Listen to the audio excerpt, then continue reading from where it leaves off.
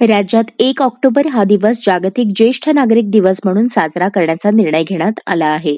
त्यानुसार ज्येष्ठ नागरिकांसाठी बुधवार 1 ऑक्टोबर 2024 रोजी सकाळी 10 वाजता द्वारकाधीश मंदिर जुळे सोलापूर येथे जिल्हास्तरीय मेळाव्याचे आयोजन करण्यात आले आहे.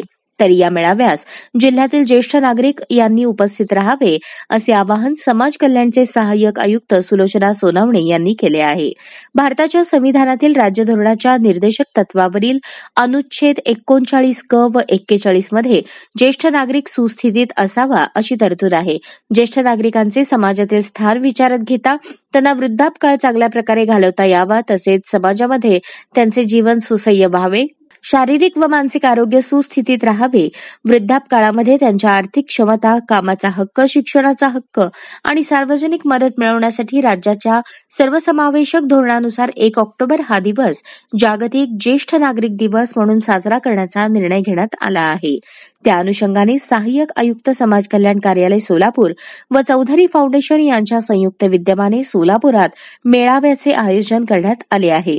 सदर कार्यक्रमात जिल्ह्यातील जास्तीत जास्त ज्येष्ठ नागरिकांनी उपस्थित राहावे असे आवाहनही समाज कल्याणच्या सहाय्यक आयुक्त सोनवणे यांनी केले आहे.